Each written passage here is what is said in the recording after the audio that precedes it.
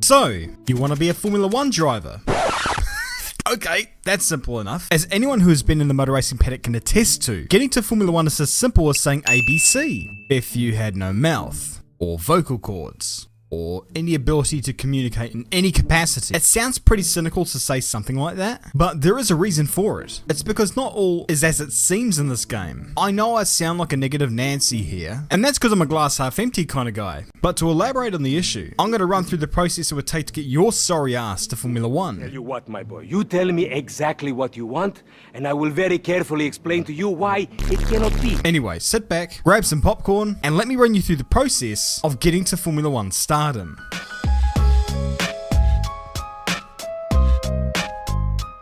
Right, so let's start off on the grassroots of motorsport. Most racing drivers will begin their careers in karts. You don't necessarily have to, but you will be doing yourself a favour by hauling one of these things around in your youth. This is where you develop as a racing driver in every aspect. Drivers of all ages compete in this category. Oh yeah, that reminds me. It would be a good idea to start the sport out at a young age. I'm thinking 6, 7, 8 years old. Starting it out in your early teens would be pushing it. But if you're a 47-year-old man living in your basement blowing your garden hose, I hate to be the bearer of bad news here, but the odds are that your Formula 1 dream is probably over.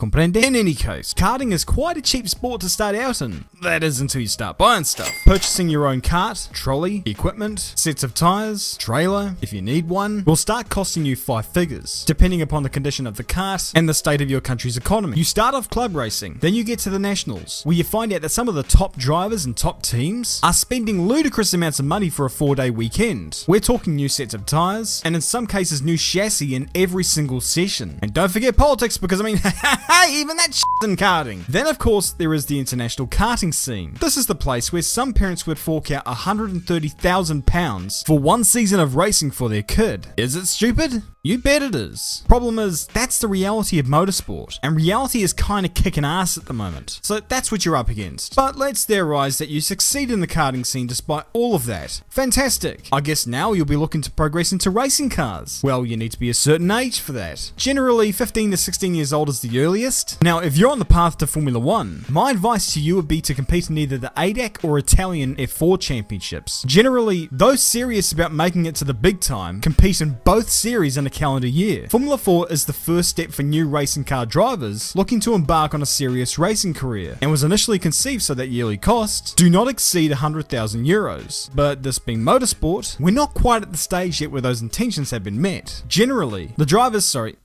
parents spend around €300,000 per year for such championships, some more so, and that's before we get into the miscellaneous stuff, such as travel, accommodation, and so forth and so on. I mean, some teams do include that stuff, but it varies from team to team. And hey, if you live on the other side of the world like I do, you need a crib over in Europe. Whether you'd be living in an RV or a Monaco apartment, you're gonna have to start shelling out for that stuff. But say you accomplish this, where am I? And you set yourself up to race in the Formula 4 championships that I mentioned before. Try and set yourself up with a team like Van Amersfoort or Prema Power Team. Why, you may ask? Because they're the best. It's that simple, really. The Formula 4 cars aren't the greatest of things to hit the motor racing scene either, known to be temperamental when it comes to handling, so odds are you may have issues with it during the year that will affect your performances. But this being a video based on hypotheticals, let's say you wind up victor at season's end. The next logical step for you would be to progress into Formula 3, but it's not totally straightforward, as there are several different F3 series across the globe. There's the regional series, the Alpine Euro Cup, but ultimately, if you're serious about making it to Formula 1, you're going to need to jump into the deep end here and plant yourself into the FIA Formula 3 Championship. And if you're not in a Prema car when you sign yourself up for this gig, odds are you're going to drown in the mid-pack. We've seen that with drivers this year such as Dennis Hauger and Igor Fraga. The cost for this series? You're looking at about €500,000 easy, but by this stage, you're on the support bill for Formula 1, which means that prying eyes will be lurking. Not too fortunate on the wealth side? Well, theoretically you can get yourself into a driver academy such as the ones at Renault, Ferrari and Red Bull, and they should sort your money woes out, right? Ha! Yeah, sure,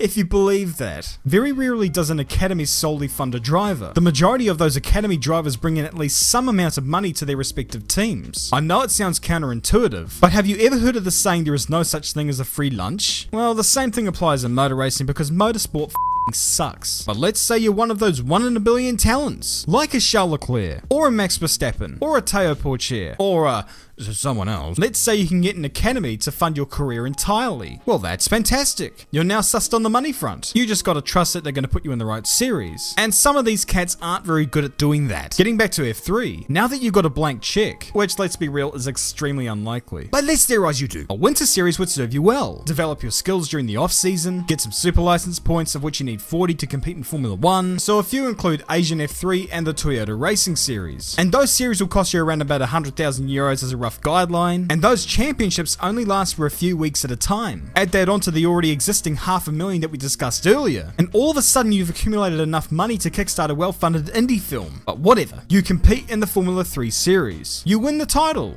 Somehow, all is well. Now you have to move up to the FIA Formula 2 series, as anyone who wins the Formula 3 series is not allowed back in. But I mean, hey, you don't want to compete in another season of F3, right? We're off to Formula 1. Right, so now you're in Formula 2, the step below Formula 1. And the price for competing in the series?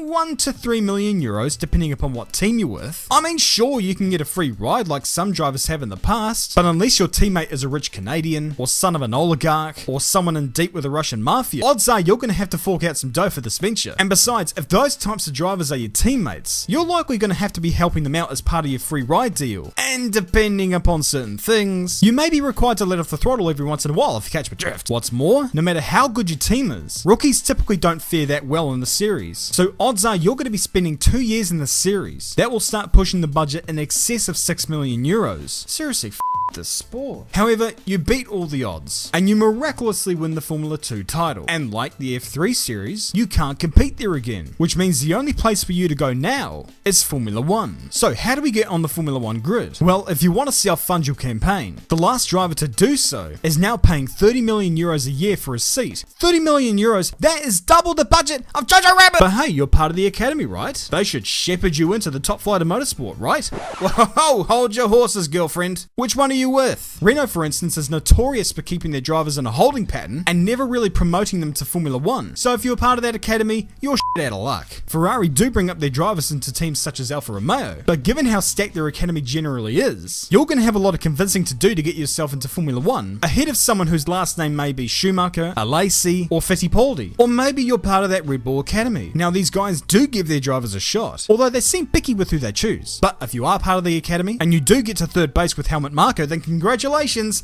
you're finally into Formula 1. But then that's the problem. You're in Formula 1, a place run amok with politics, rich folk, I'm extremely angry, and the oh so dangerous creatures that plague the known world. The French. And you're also part of that Red Bull Academy, which means that you're more than likely going to be thrown into AlphaTauri. And drivers who are drafted into that team rarely last more than 2 to 3 years in Formula 1 at all. Some even less. And most will not be promoted to the main Red Bull seat, either down to lack of opportunity or perceived lack of ability. So unless you can make a big splash at AlphaTauri, Red Bull may not promote you, and other teams won't take an interest in you. But at the end of the day, you are a Formula 1 driver, and all it took was tens of millions of euros in funding, a potential move to the other side of the globe, implementing yourself into an environment where the rich rule the coup, where your last name most definitely means more than your performances, where success doesn't guarantee rewards, where ego trumps logic, where stupid rulings can change based on which way a fart blows in the wind on any given day, and above all else, achieving a racing record more successful than any other racing driver in history. So to everyone watching this video, my question to you is, what's your excuse? But yeah, I hope it didn't spoil your days too badly. Hopefully motor racing can become more accessible to those without wealth in the future. Maybe areas such as sim racing can help shed light on some of the best talent out there, regardless of their backing. Or maybe the sport is doomed? Yeah, probably that. But anyway, people, thank you very much for watching. Drop a comment below, subscribe to the channel if you're awesome, and always remember, keep it respectful, be wholesome, don't be a menace, and as always, I'll see you all later. Let me tell you, wanna see you fly, way up in the sky. To the day I die, we're headed for the silver line. Let me tell you, wanna see you move,